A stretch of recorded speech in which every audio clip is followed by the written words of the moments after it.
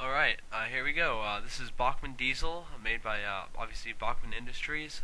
This was just released a few days ago, and I just got it in the mail today. By first glance, the look of the acrylic black paint is really nice. It's got a really nice finish on it with silver windows on it. The side rods are really nice as well, but the face is detractive a little bit. I just wish it had a DV's look on it instead. However, it has a lot of nice features on the model, including air ducts and vents, so that's a nice feature. It also features separately fitted ladders on the front part of the model, so that's very nice.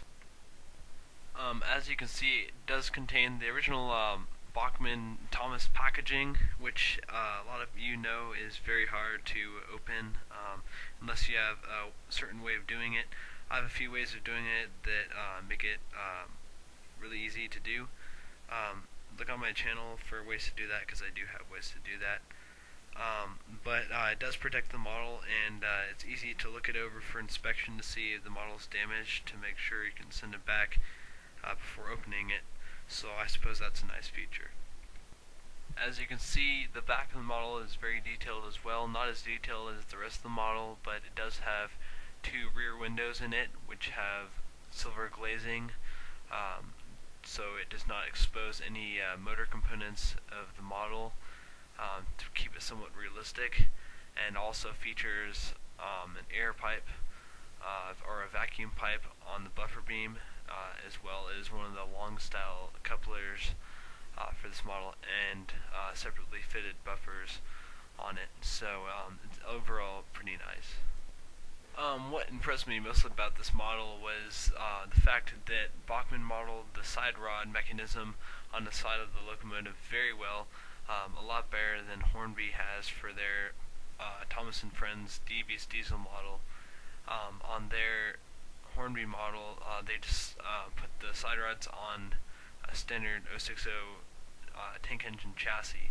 On this one, they actually looked into what the real model was like, and they noticed that the wheels were on the inside of the chassis, while the side rods were on the outside of the chassis, and they had sheaves hooked up to the driving axles to connect to the side rods.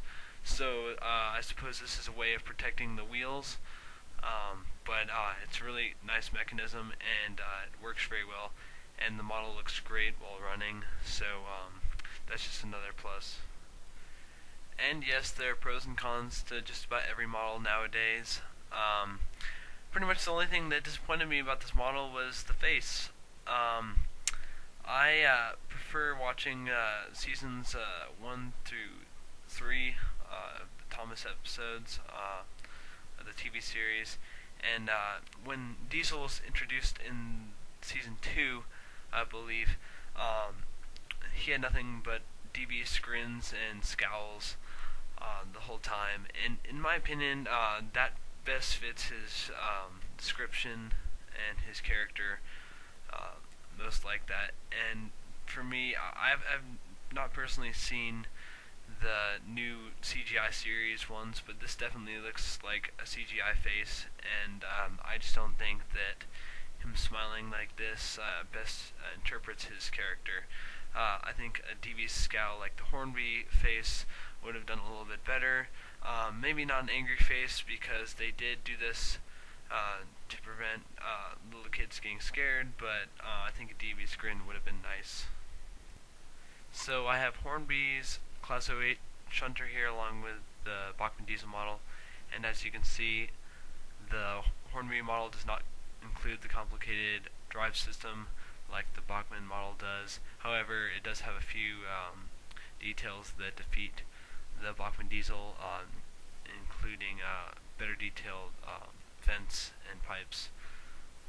But they're both nice models.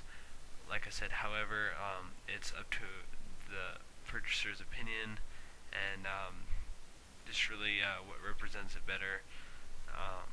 However, the one that doesn't have a face would be better for modelers that didn't like the Thomas stuff. However, both models are very nice.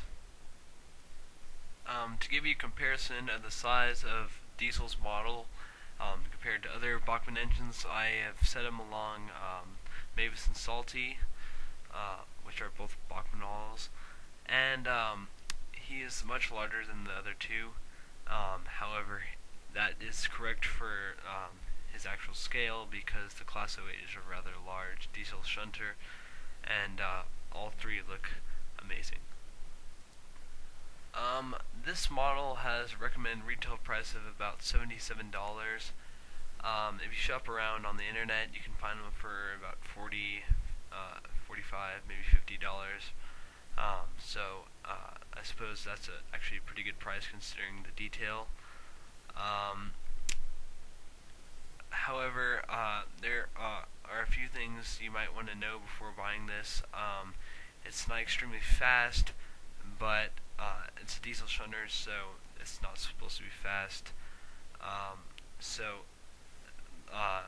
If you like diesel, but if you don't like CGI, this may not be for you because it does have a very CGI face. However, the model is very nice, and the paint job is pristine, so I would have to give this model a 9 out of 10.